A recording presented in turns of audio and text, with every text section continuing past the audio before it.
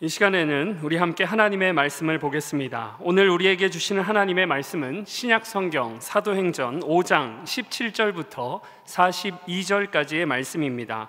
사도행전 5장 17절부터 42절까지의 말씀, 제가 가진 성경은 신약 성경 194면에 있습니다. 함께 찾으셔서 저와 여러분들이 한 절씩 교독하실 때 봉독은 34절부터 42절까지만 하겠습니다. 바리새인 가말리엘은 율법 교사로 모든 백성에게 존경을 받는 자라, 공회 중에 일어나 명하여 사도들을 잠깐 밖에 나가게 하고 말하되, 이스라엘 사람들아, 너희가 이 사람들에 대하여 어떻게 하려는지 조심하라.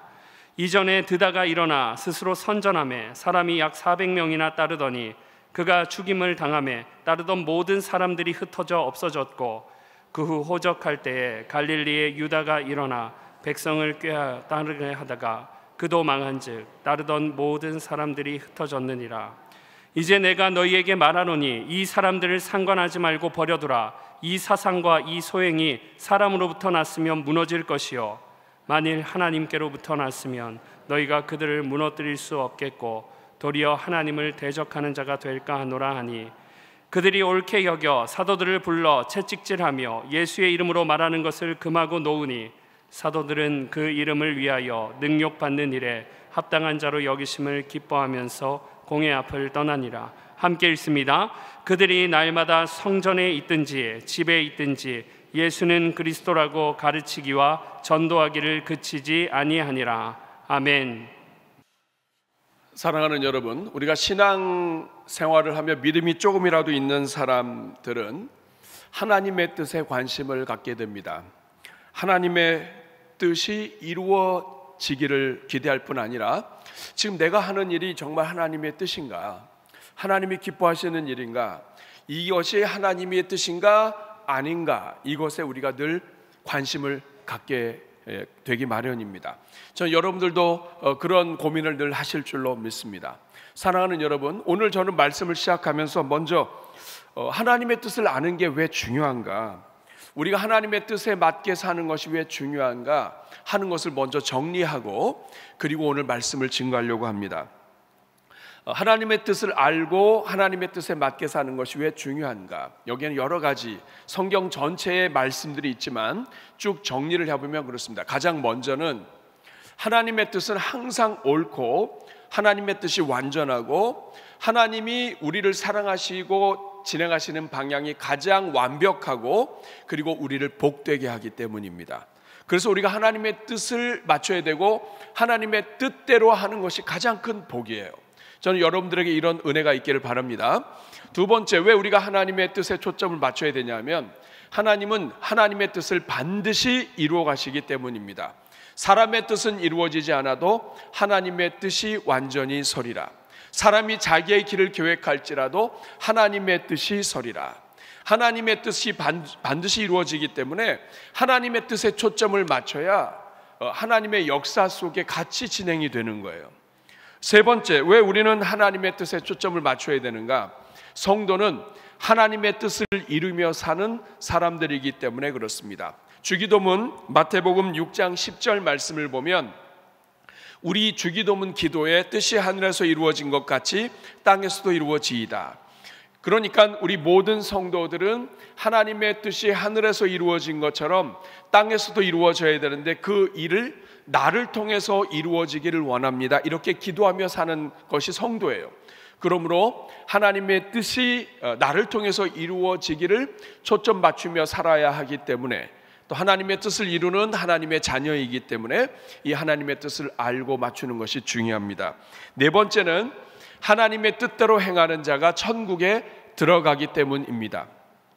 마태복음 7장 21절 말씀을 보면, 나더러 주여 주여 하는 자마다 천국에 들어갈 것이 아니요 다만 하늘에 계신 내 아버지의 뜻대로 행하는 자라야 들어가리라. 하나님 천국에 들어간다는 말을 다른 말로 바꾸면, 하나님의 나라가 임하고 하나님의 나라를 누리는 사람은 누구냐? 하나님의 뜻대로 행하는 자다. 내가 하나님의 뜻을 행할 때 나를 통하여 하나님의 나라가 임한다, 이런 뜻입니다. 그렇기 때문에 내 삶 속에서 인간 사회이지만 내 삶 속에서 하나님의 나라가 임하며 하나님의 역사가 나타나기를 원한다면 우리는 하나님의 뜻을 따라가야 돼요. 그리고 다섯 번째, 하나님의 모든 약속이 하나님의 뜻을 행하는 자에게 이루어지기 때문에 그렇습니다. 하나님은 하나님의 뜻을 행하는 자들을 기뻐하시고 그들에게 성경에 약속하신 그 모든 하나님의 약속이 그들에게 이루어지게 하십니다.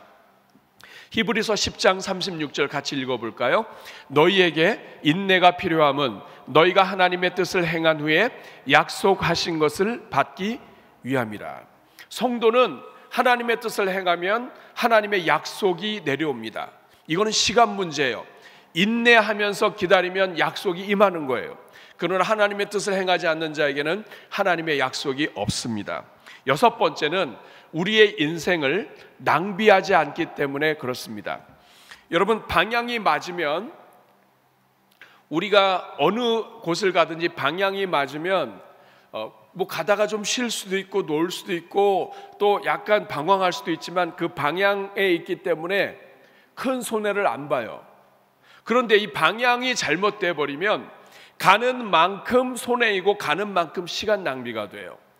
그러니까 인생을 낭비하지 않기 위해서는 매 순간 하나님의 뜻을 따르지 않으면 에너지도 물질도 그리고 우리의 모든 힘도 다 낭비가 된다고요. 시간까지 낭비가 돼요. 그래서 낭비하지 않으려면 하나님의 뜻을 추구해야 합니다. 일곱 번째, 하나님의 뜻을 행하는 자가 영원히 거하기 때문입니다. 하나님의 뜻을 행하는 자가 영원히 거한다, 무슨 뜻입니까? 요한일서 2장 17절 말씀을 보니까 이 세상도 그 정력도 지나가되 오직 하나님의 뜻을 행하는 자는 영원히 거하느니라. 하나님의 뜻을 행하는 자는 그 상급이 영원토록 있다. 영원하신 하나님과 영원토록 함께하면서 그 하나님의 뜻을 누리게 된다 하는 의미가 되겠습니다. 그리고 여덟 번째, 마지막입니다. 하나님의 뜻을 행하는 자를 하나님이 아주 존귀하게 만드시고 사용하시기 때문에 그렇습니다. 사도행전 13장 22절에 보면 다윗을 왕으로 세우시고 증언하여 이르시되, 같이 읽습니다. 내가 이새의 아들 다윗을 만나니 내 마음에 맞는 사람이라. 내 뜻을 다, 다윗이 내 마음에 맞는다, 하나님의 마음에 맞는다, 이 말은 하나님의 뜻에 관심이 있고 하나님을 사랑하고 하나님의 뜻을 이루기 원한다, 이 말이에요. 이런 다윗을 통해서 하나님이 자신의 뜻을 다 이루겠다, 이 말은 하나님의 뜻이 이루어지는 것은 상급이 보장되는 것뿐만 아니라 하나님의 역사가 그 삶에 나타나고 그리고 하나님의 그 존귀하신 그 하나님의 능력과 역사가 함께한다는 뜻이에요. 그러니까 하나님의 뜻을 행하는 자를 하나님은 찾고 계시고 그 하나님의 뜻을 행하는 데에 정말 눈이 밝고 귀가 열린 사람을 하나님은 지금도 기대하고 계시는 거예요. 저는 여러분들이 하나님의 뜻을 행하는 종들 되시기를 바랍니다. 하나님은 지금도 하나님의 뜻을 추구하는 하나님의 교회를 찾습니다. 하나님의 성도를 찾아요. 우리 대전중앙교회가 아무리 이런저런 일들을 많이 해도 하나님의 기뻐하시는 뜻에 초점을 맞추지 않으면 하나님 기뻐하지 않으십니다. 반대로 하나님의 뜻에 초점을 맞추면 하나님이 모든 은혜와 복을 다 주셔요. 시대가 어렵고 이런 거 다 문제 없습니다. 하나님의 뜻에 맞추면 하나님이 책임지시는 거예요.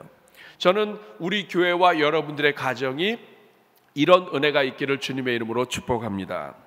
그러나 문제는 이게 쉽지 않다는 거예요. 왜냐하면 우리는 늘 하나님의 뜻에 초점을 맞춰야 된다는 걸 알지만 우리 본능이, 육신이 거부해요. 우리가 이 발을 땅에 딛고 육신으로 사는 동안에는 항상 이 갈등이 있다고요.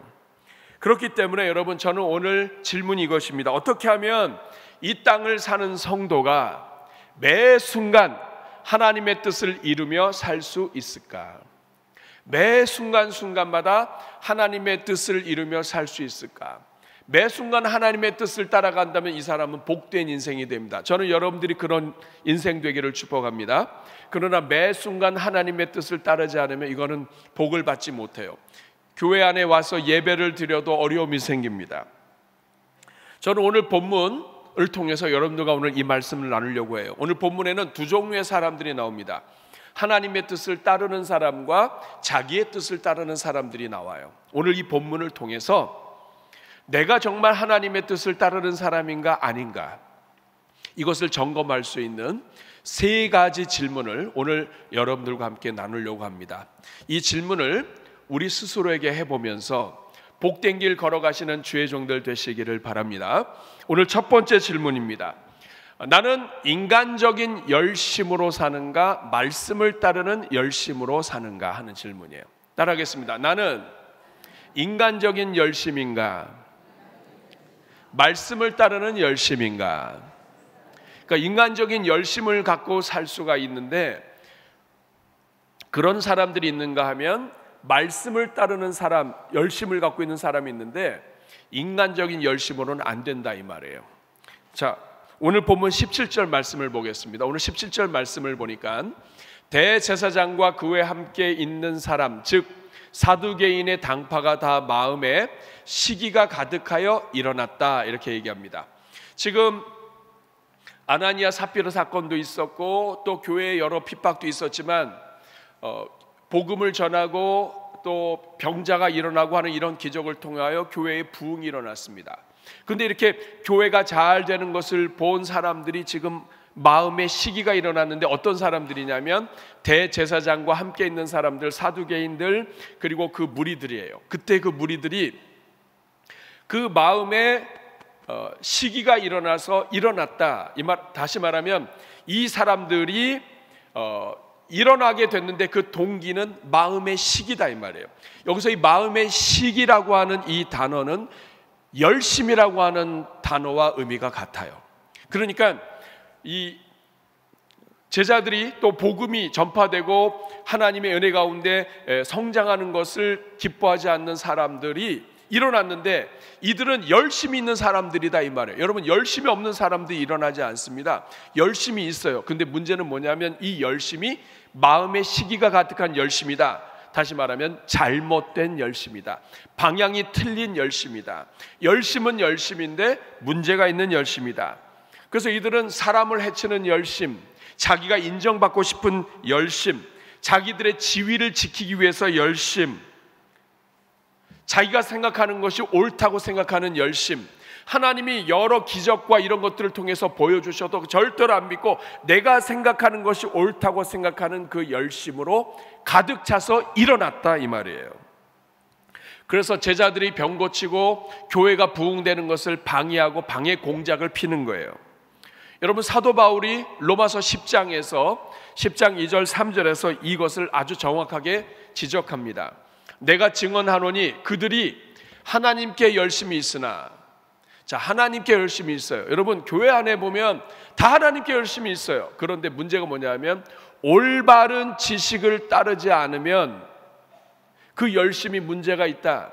하나님의 말씀 위에 하나님이 기뻐하시는 뜻이 무엇인지, 왜 하나님은 이런 것을 원하시는지 하는 이 지식이 없으면 열심 가지고만은 안 된다. 이거 열심하는 만큼 문제가 된다. 우리가 교회에서 양육과 훈련을 하는 이유는 그 양육 훈련을 통해서 하나님이 무엇을 기뻐하는지, 하나님의 뜻이 무엇인지를 분별하도록 돕는 거예요. 이런 과정을 통해서, 우리 교리 과정을 통해서 교리가 이것이 옳다, 이것이 틀리다, 맞다의 문제가 아니라 이 모든 교리는 하나님을 사랑하고 이웃을 사랑하고 교회를 사랑하도록 하나님이 만들어주신 것인데, 하나님 사랑과 이웃은 모르고 교리 내용만 알면 안 된다 이 말이죠. 근데 이 사두개인들, 바리새인들, 제사장들은 바로 여기에 문제가 있어요. 올바른 지식을 따르지 않았어요. 그리고 3절에 보니까 하나님의 의를 모르고 자기 의를 세우려고, 하나님의 의는 하나님의 말씀이 하나님의 뜻인데 그 하나님의 뜻을 모르고 자기 뜻을 세우려고 힘썼어요. 열심을 냈다. 그러다 보니까 하나님의 의에 복종하지 않는데 그것을 힘써서 하나님의 의를 복종하지 않아요.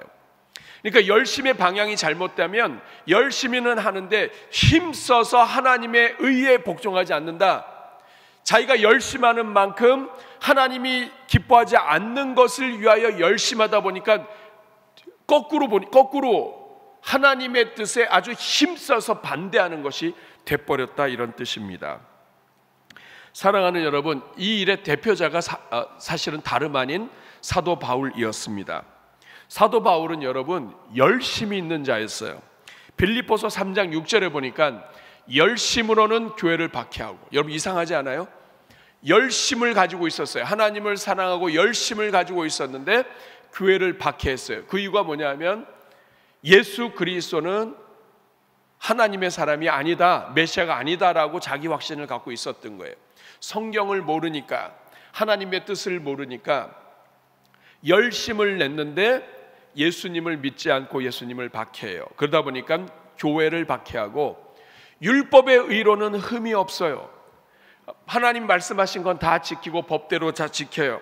그런데 자기의 그 의로움이 하나님의 의로움보다 강해서 그 열심으로 남을 정죄하고 남을 어렵게 하고 자신의 신조, 자신의 윤리, 자신의 전통, 자신의 자존심, 이런 것들이 다른 사람을 죽게 만든다 이 말이에요.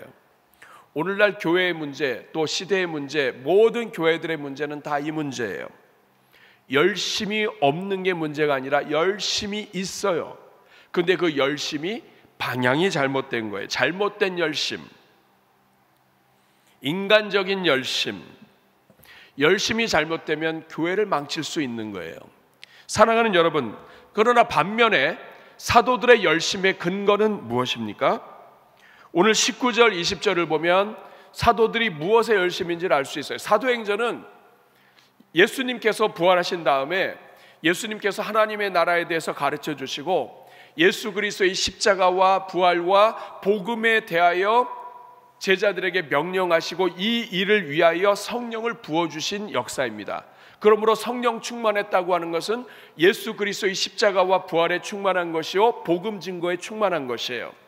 그런데 이 성령의 이 능력을 경험한 이 사도들은 19절에 주의 사자가 밤에 옥문을 열었습니다. 지금 이 반대하는 사람들이 다 제자들을 잡아다가 감옥에 넣어버렸어요. 근데 하나님의 사자가 밤에 옥문을 열고 끌어냈습니다. 그리고 다시 말씀하십니다. 20절 같이 읽겠습니다. 시작. 가서 성전에 서서 이 생명의 말씀을 다 백성에게 말하라 하매. 다시 말씀해 주세요. 예수님이 말씀하셨던 내용이요, 이 생명의 말씀, 복음, 예수 그리스도의 십자가와 또 십자가와 부활과 그리고 회개를 통하여 얻는 이 구원의 능력을 가서 다 백성에게 말하라. 다시 한번 하나님의 성령의 감동으로, 하나님의 사자의 감동으로 다시 한번 확인을 하게 됩니다. 그리고 나가서 제자들이 복음을 전해요. 제자들이 지금 나가서 하는 이 모든 복음의 근거는 하나님의 말씀이고 하나님의 뜻이에요. 하나님의 말씀에 대하여 복종하는 거예요. 하나님의 말씀에 대하여 순종하고 하나님 말씀에 대하여 열심을 내니까 하는 만큼 하나님이 은혜 베푸시는 겁니다. 사랑하는 여러분, 여기에서 우리가 20절에서 중요한 걸 발견합니다. 교회와 사도들의 초점이 생명의 말씀을 전하는 것, 복음 증거하는 것, 영혼 구원하는 것에 초점이 맞춰질 때 이 모든 일들은 사도행전 전체를 꿰뚫을 뿐만 아니라 교회 역사를 꿰뚫고 하나님의 뜻의 가장 중심이 바로 이거예요. 선교예요. 그래서 우리 대전중앙교회가 선교적 교회, 선교적 교회 하는 이유는 교회 전체의 방향이에요. 아무리 시대가 어려워도 하나님이 기뻐하시는 이 교회가 생겨난 이 전체 방향, 선교에 성도들이 살아가는 삶의 현장에서 복음을 전하고 우리 이웃들에게 복음을 전하고 우리 주변에 있는 모든 사람들에게 영혼 구원과 하나님의 능력과 하나님의 나라가 임하도록 살아가는 이 선교적 교회에 초점을 맞추면, 이 교회는, 이 선교적 교회에 초점을 맞추는 성도들은 망하지 않는다. 왜냐하면 하나님의 뜻이 거기에 있기 때문에 그래요. 사랑하는 여러분, 지금 사도들은, 제자들은 하나님의 뜻에 초점을 맞추고 있습니다. 하나님의 뜻에 열심히 있는 거예요. 그러니까 이 사도들은 핍박을 받아도 그게 핍박이 아니에요. 사람의 열심과 말씀에 대한 열심, 뭐가 차이가 나는지 아십니까? 사람의 열심은 되는 것 같지만 안 돼요. 자기의 권세를 가지고 능력을 가지고 사도들을 핍박하고 감옥에 집어넣지만 하나님이 다 열어버리세요. 여러분, 하나님이 열어버리면 아무 소용이 없는 거예요. 하는 만큼 손해보는 거예요. 근데 반면에 하나님의 열심을 갖고 있는 사람, 하나님이 기뻐하시는 일, 하나님의 뜻, 말씀에 열정을 갖고 있는 사람, 열심을 내는 사람은 막힌 것 같지만 엽니다. 닫힌 것 같지만 하나님이 열어주십니다. 사방이 에어싼 것 같지만 하나님이 모든 것이 막힌 그때에도 하나님이 다 열어주십니다. 그러므로 여러분, 저는 여러분들이 사람의 열심, 시기, 질투 이런 것들 때문에 열심이 아니라 하나님의 열심, 하나님의 말씀에 열심하는 주의 종들 되시기를 축복합니다.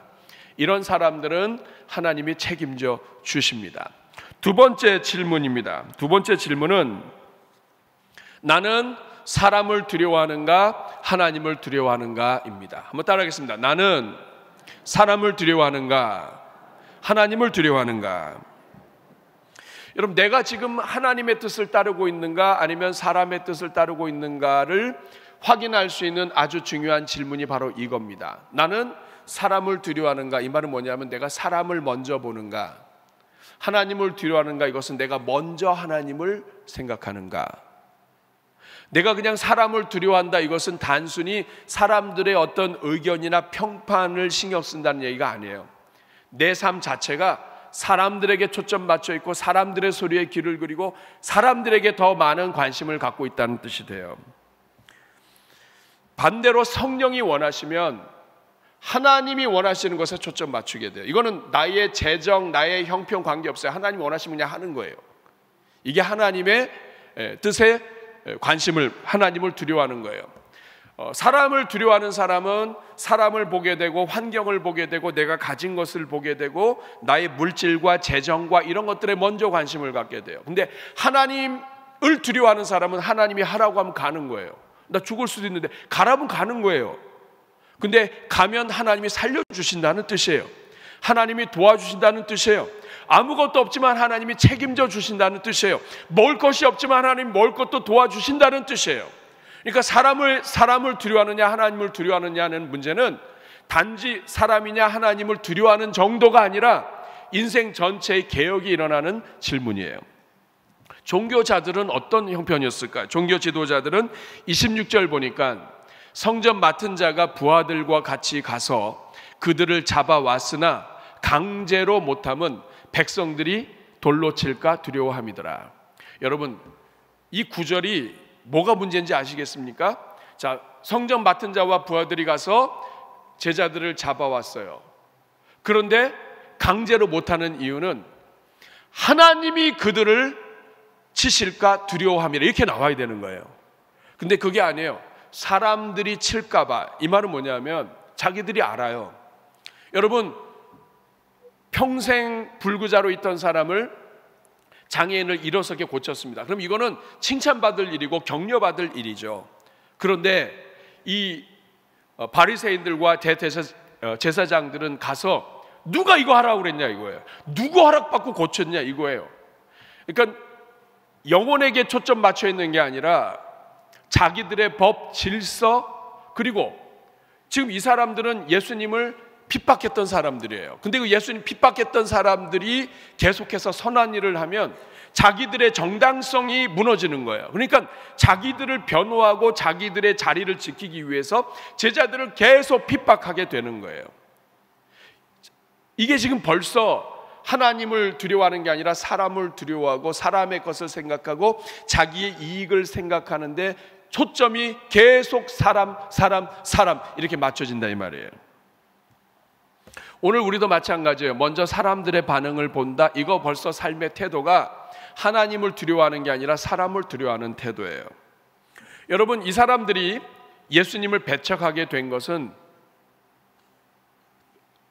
자기들의 교리 때문이에요. 여러분, 예수님이 선하신 일을 얼마나 많이 했는지 몰라요. 병 고치셨죠. 가는 동네마다 가서 복음 전하셨죠. 그 집안에 있는 사람들 고쳐주셨죠. 귀신 들린 자들 내보내게 하셨죠. 먹을 것 주셨죠. 이 선한 일을 한 거 보면 이 셀 수가 없어요. 그러면 벌써 이 선한 일을 많이 한 것만으로도 이거 하나님이 함께 하신다 하고 두려워야 되는데 그게 아니에요. 안식일을 안 지켰다 이거예요. 성경에 안식일에 사람을 구하는 것이 옳으냐 아니면 안식일에 내가 원하는 것을 하지 않도록 하나님이 하시기 위해서 안식일을 만들었느냐? 이거 조금만 생각해 보면 알 수 있는데 자기들의 교리 건드렸다 이거예요. 교회는 이렇게 해야 되는데 이거 했네. 이거 안 되지.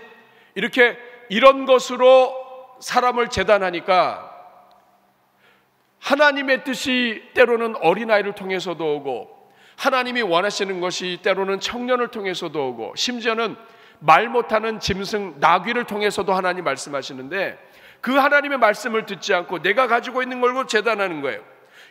여러분이 크나요? 하나님이 크나요? 그러면 하나님이 하시는 일에 대해서 여러분이 판단할 자격이 있는 건가요? 아니면 하나님이 무엇인가를 진행하실 때 이게 하나님의 뜻입니까? 이렇게 여쭤봐야 되나요? 오늘날 우리가 하나님을 믿는다고 하지만 사람을 두려워하느냐 하나님을 두려워하느냐, 이 문제는 작은 문제가 아니에요. 여러분은 어떠세요? 여러분은 사람을 두려워하나요? 하나님을 두려워하나요? 겉으로는 하나님을 두려워한다고 하지만 사람들의 평판, 사람들의 생각, 사람들의 가치관, 내가 가지고 있는 것, 이 틀이 깨지면 어떡하나, 이런 여러 가지들의 두려움이 우리 안에 늘 있는 거예요. 사랑하는 여러분, 마태복음 10장 28절에 예수님이 그래서 말씀하십니다. 같이 읽을까요? 몸은 죽여도 영혼은 능히 죽이지 못하는 자들을 두려워하지 말고 오직 몸과 영혼을 능히 지옥에 멸하실 수 있는 이를 두려워하라. 누구를 두려워하라는 거예요? 하나님을 두려워해야 합니다. 사람을 먼저 보면 넘어져요. 이거는 엘리야 선지자도 마찬가지예요. 그 능력 있게 쓰임받았던 엘리야가 이세벨 여왕이 내가 너를 죽이겠다고 하니까 두려움에 빠져가지고 그 다음에 도망치잖아요. 하나님의 능력과 영광과 모든 걸 순식간에 잃어버려요. 사랑하는 여러분, 오늘 그러나 제자들의 태도를 보세요. 29절에 제자들을 다 잡아다가 감옥에 집어넣고 협박하고 더 이상 복음 전하지 말라고 하는데 뭐라고 얘기합니까? 같이 읽습니다. 베드로와 사도들이 대답하여 이르되 사람보다 하나님께 순종하는 것이 마땅하니라. 하나님을 두려워하는 거예요. 야, 내 하나님 말을 들으랴 아니면 인간의 말을 들으랴?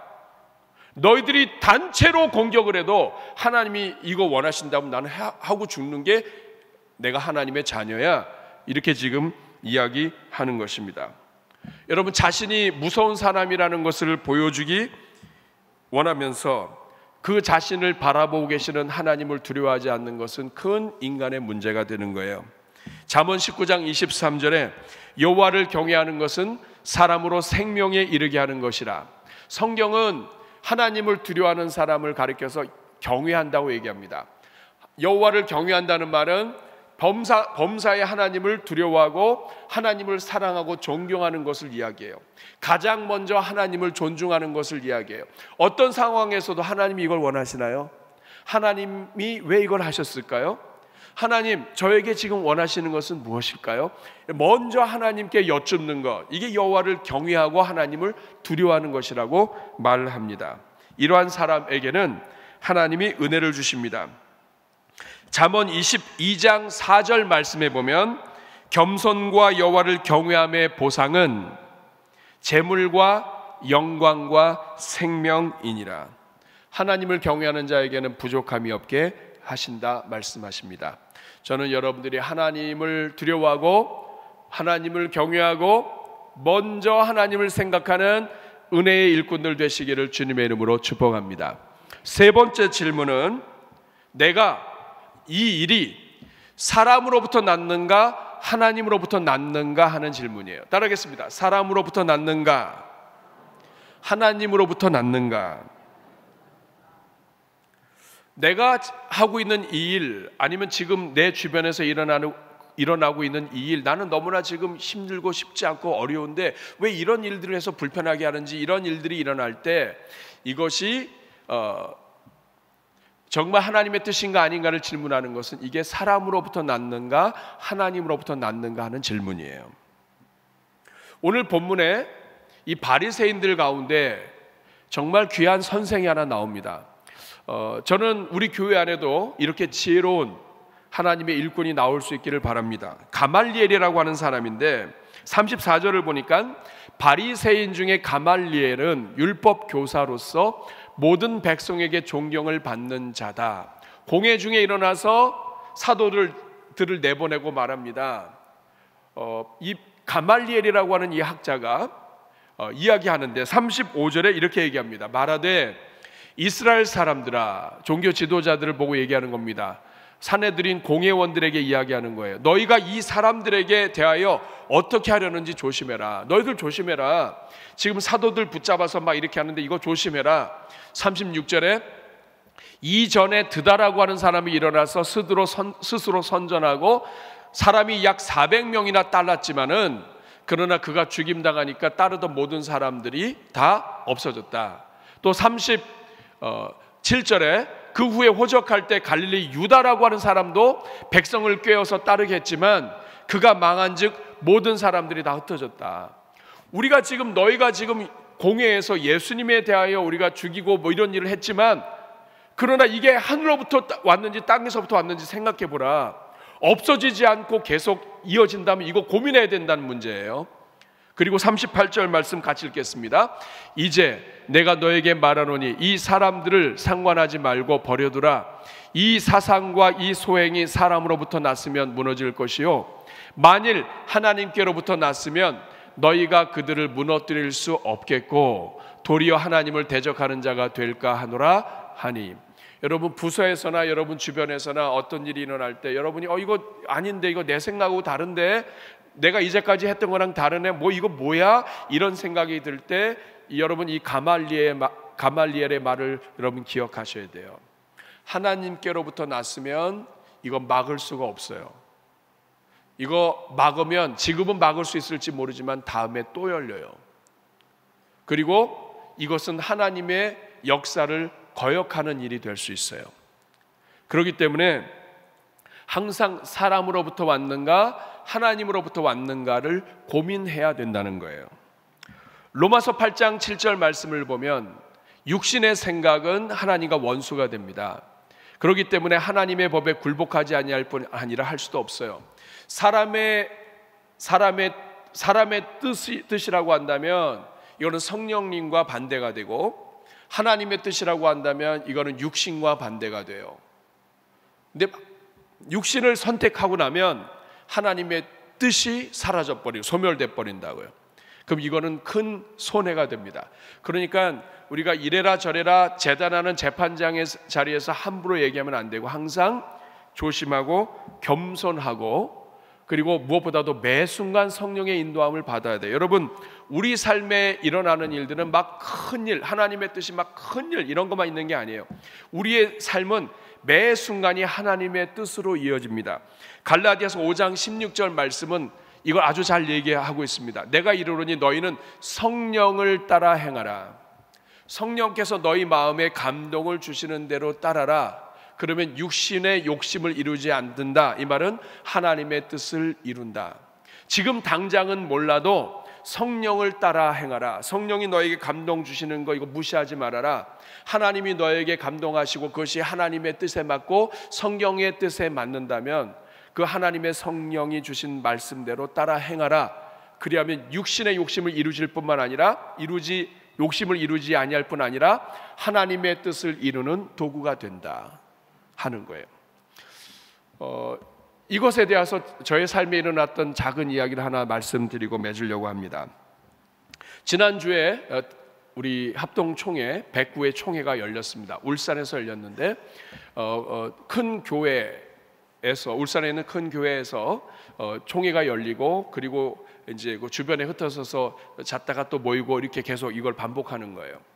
근데 제가 묵었던 숙소에서 아침이 어렵다고 해가지고 함께 방에 있던 목사님하고 좀 일찍 나왔습니다. 그래도 교회 건너편에 파스쿠치라고 하는 그 카페가 있는 거예요. 이거 홍보가 아닌데 그렇죠? 네.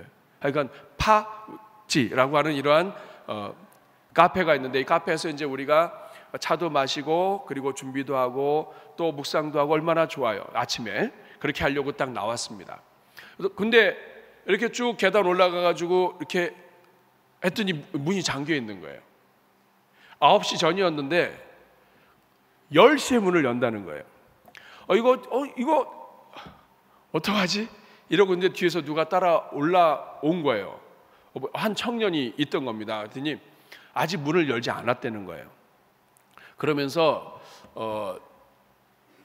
그러면 들어가서 지금 열고 들어가면 우리가 뭐 마실 수 있나 했더니 기계를 켜놓으면 20분 정도 가열이 되기 때문에 안 된다는 거예요.